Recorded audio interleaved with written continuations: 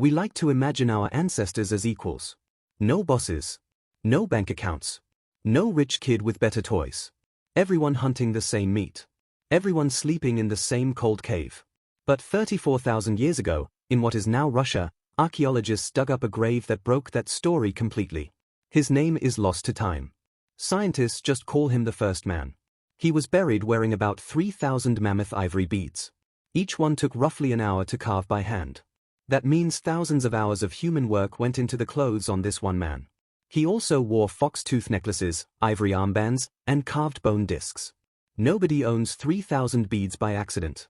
Someone, or some group, spent years making this man look powerful, even after he died. Nearby, 2 children were buried head to head. A boy around 12. A girl around 10.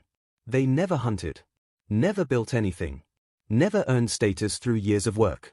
Yet they were buried with long ivory spears, too straight and too thin to ever be thrown. These spears were made only to be buried, not used. Some scientists believe these children looked different from others in their group. And instead of being pushed aside, they may have been treated as sacred. Either way, one thing is now certain. Status, in some form, existed before farming. Before cities. Before writing. It existed around a campfire, 30,000 years before Rome was ever built.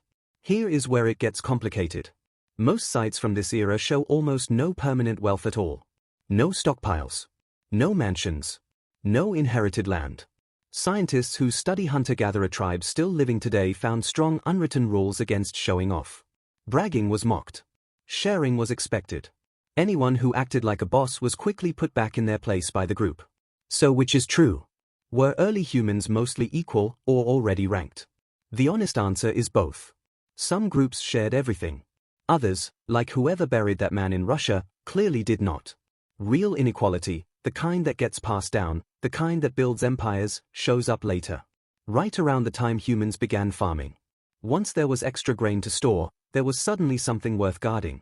Something worth passing to your children. Something worth fighting over. Hunter-gatherers could not hoard meat forever. But farmers could hoard grain for an entire winter. Or an entire generation. That is the moment status stopped being occasional and became permanent. So, rich or poor, 30,000 years ago. Mostly, no one was. Life was shared, because survival demanded it. But every so often, in the dark of a cave in Russia, humans found a way to make one person matter more than everyone else. We did not invent inequality. We just perfected it.